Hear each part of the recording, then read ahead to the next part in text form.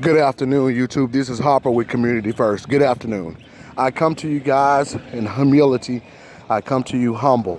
I want to discuss something with you. We all know that there is a agenda going on for the American DOS, ADOS, the slave descendants in this country.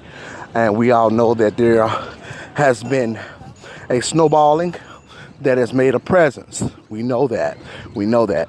And I want to talk to our people, some of our people who have been semi-opposed to what we're doing in terms of our blackness and slave descendants in America, who have been out to critique our talking points to see if it's something they want to be on board with. Okay? This is the people that I want to talk to and everybody else with them. I want to give you an analysis and I want to talk to you. And I want to let you know I'm at the park right now, so you may hear some background noise. Sorry about that. And that background noise and these things that are going on is the desensitization that everything is okay. Because a lot of people here are black folk. They're black folk. And we are here enjoying ourselves. But it's all races and all creeds and everything. And we got our culture going and we want to be a part of everything. So we have bought into an illusion or delusion of social balance. We bought into the illusion of social success in America. So, and I'm here to let you know that in these analyses, I'm going to go quite quick into it. Of these analyses, well, we have came into the realm to be receptive of where we are, simply because some of us have a Honda Civic and working for corporate, getting paid $50,000 a year or $60,000 a year. We think we okay. And this particular agenda, you're not even okay if you're a millionaire. We're talking about something that's above the status quo, you being an individual and having a successful endeavor. This is not the time to be that. If you're black right now in this society and you're a slave descendant in America right now, it is dangerous for you to go around thinking everything is okay. We are at war. And a lot of people want to bring, it's okay, bring your moral compass. But a lot of people want to bring questions and stuff like that, and that's good. That way we can do diligence and have questions answered, or how you need to get on board, or what's really going on. But some of you are coming with a derogatory tone. We see about 2 or 3 out of 30 that'll do that, I'm sure, and maybe even more. But I'm just going to keep it there in discretion. At least 1 to 2, 3 out of 30 of our own people are trying to critique our language and say that it's maybe something they might not benefit from, or they don't really agree, or some kind of thing like that. And what I want to tell you is when you're out here in your melanated self, after you have been, and your ancestors have been forced into chattel slavery, which made the whole world rich. I mean, forced into years of suffering throughout that debris of it. What I want you to know, the way you exist in America, when you are working, even for Ford, General Motors, the big three, out in corporate with master degrees, paying college tuitions back, and everything and like that. What I want you to know is that's not how America exists. That exists on. What I want you to know is that existence is only for you in America, out helping someone else in their money-making engine with your degree, accessing no capital, and capital have been denied to you. These talking points that coming from American DOS are straightly to rectify you in terms of how you exist under a political umbrella to access some type of capital. When you look at that economic baseboard, you are poor people. I don't care if you make $200,000 a year. We have to understand the strategic information, the strategic positionality we have been subject to in this society. And we have been desensitized in terms of how we've made it, who we've become. It's almost like you kind of feel like you have made it somewhere because you're able to go to work and come home and mind your own business. Come home and mind your own business. Right now, that's not the thing to do, to go to work and come home and mind your own business. You have to be at the meeting. There's a meeting and you are not there, and you have to be there, and we want to recruit and recondition our minds for us to be in love with each other inside ourselves, inside the dignity of unity, so that we can aim and rectify in terms of something for the greater good that's bigger than us, which is a society and a power source that we have catered to and put into, and it has not reciprocated the same type of loyalty in terms of government policy and laws. My sister just got her check garnished for college tuitions. She got 3 girls. She don't even make probably $60,000 a year. And she's not rich. She shouldn't even have to pay that back in terms of who she is. She went to a black prestigious school, Piney Woods, Mississippi, and then to a HBCU. So she's educated. Now she's paying back loans because she got 3 girls that are right now in the beta clubs. They're getting ready to go to college. You know, all of these things like this. She has a house. She can afford it, but she cannot really afford to pay this back. But this is what we should be rectifying. She is a slave descendant, my sister, and she has to pay back loans, which other groups like the Indians don't have to worry about. They have been remembered in this country for their sufferings, and they have been anchored in the history of something that's very valuable. This country has built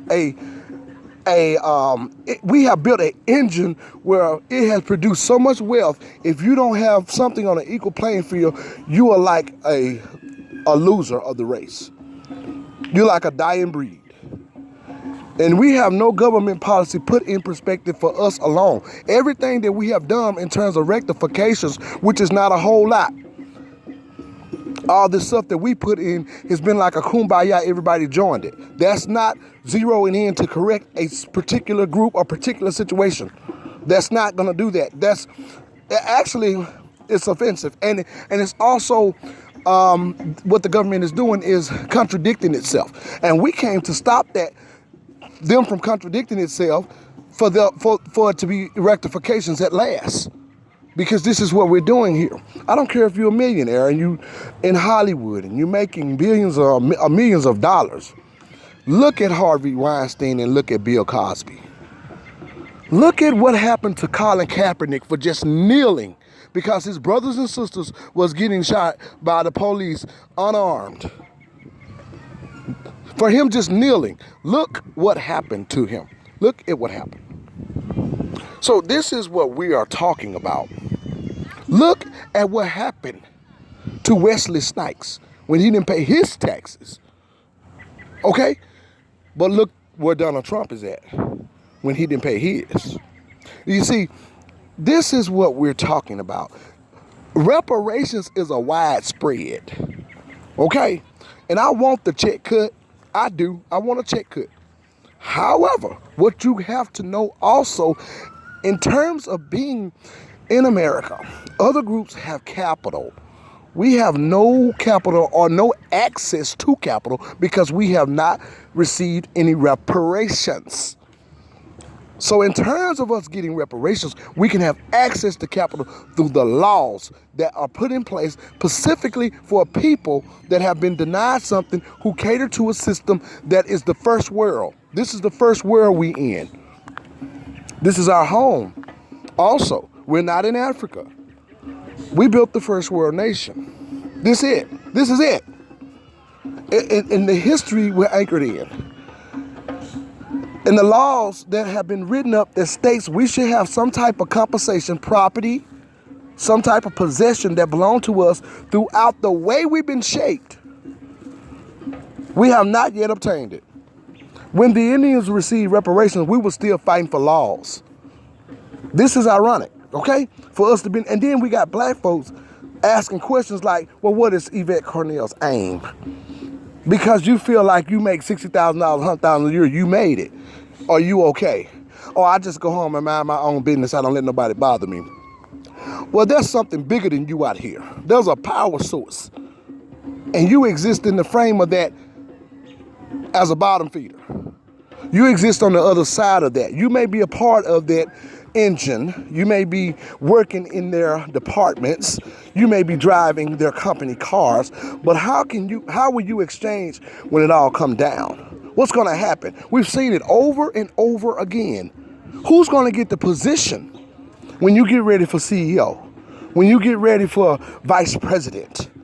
Who's going to, some of us end up getting the position, but a lot of times what we see now, if you look at it, somebody else, the Indians working in IT, they keeping each other abrupt of how to do business, how to move up.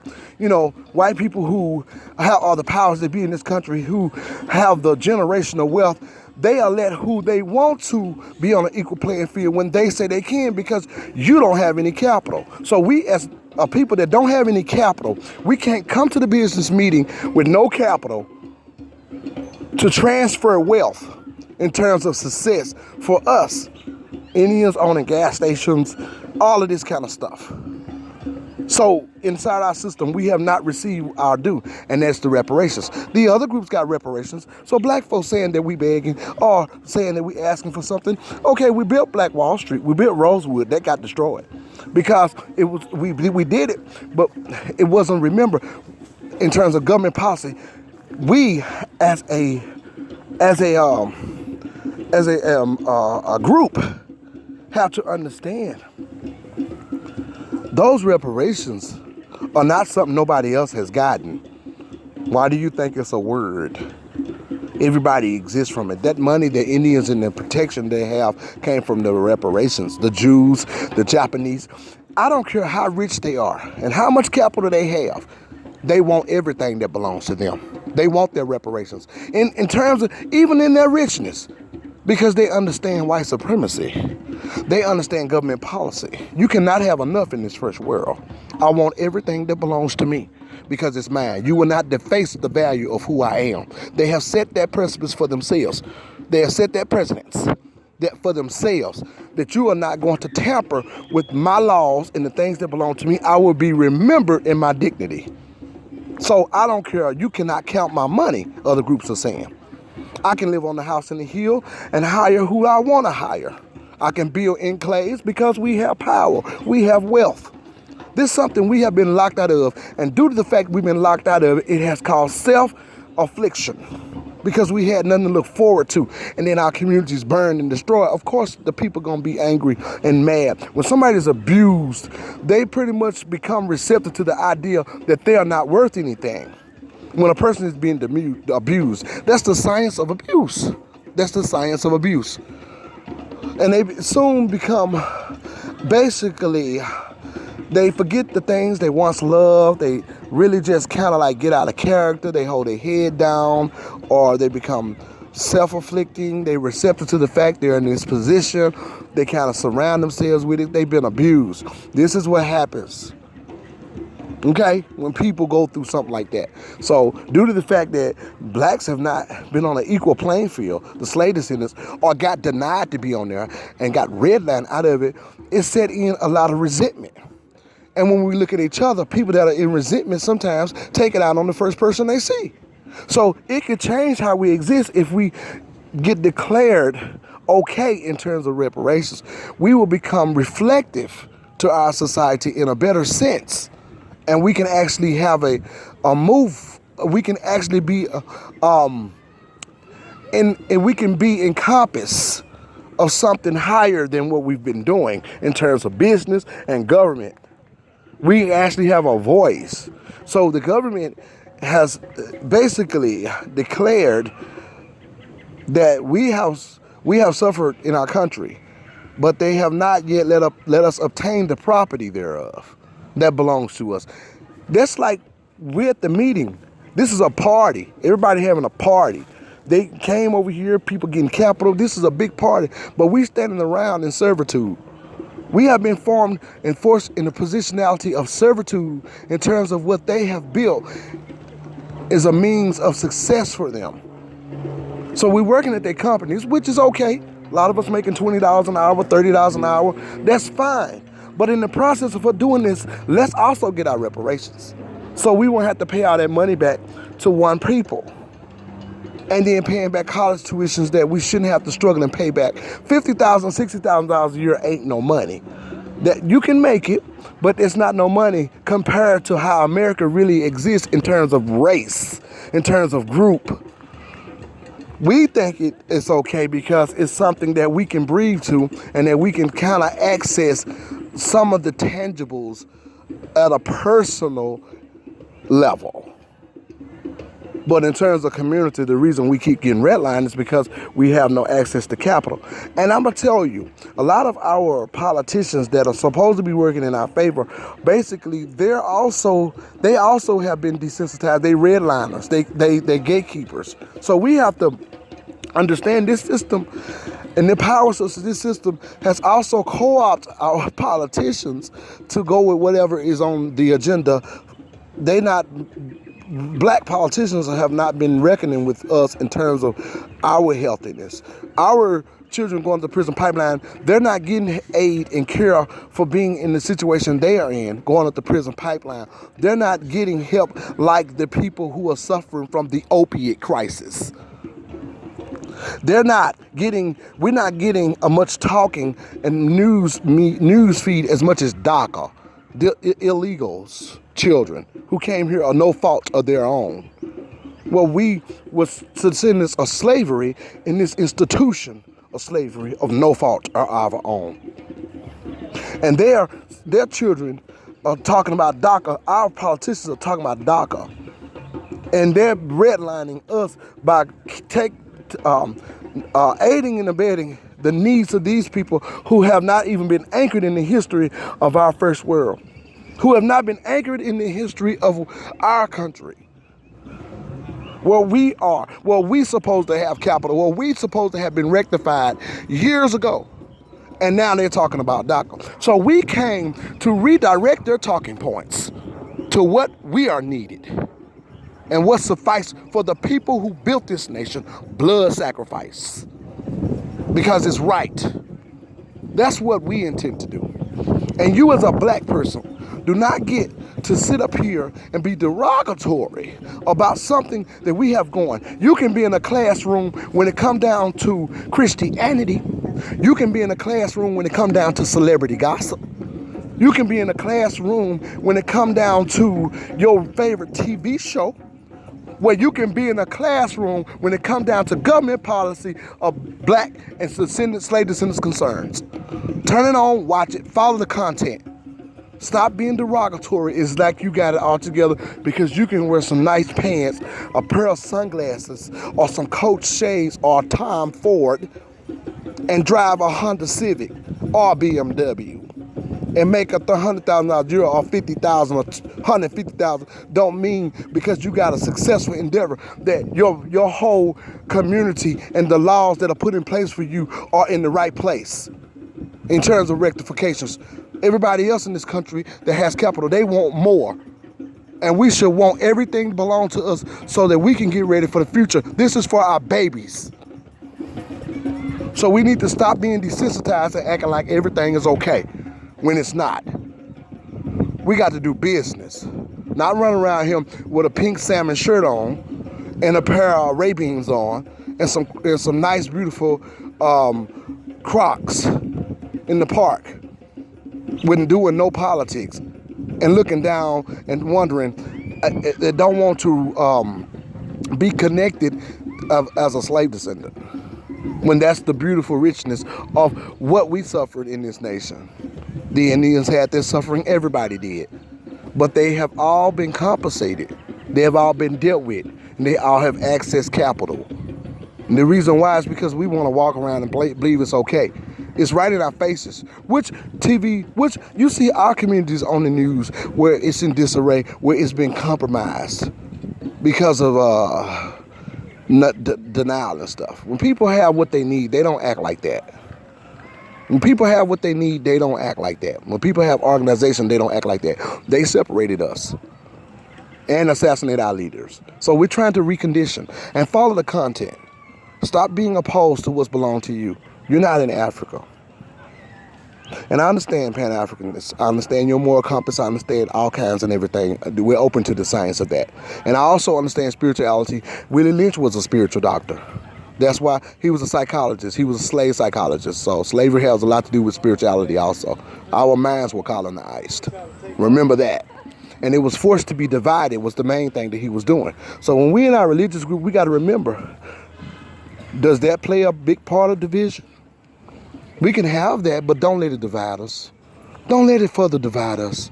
Our religion or our status of work, our status on quote, don't let that divide us, because we are a group that needs to be remembered in this country for its history and with prestige and dignity. And that means our reparations. Cut the check. Cut the check.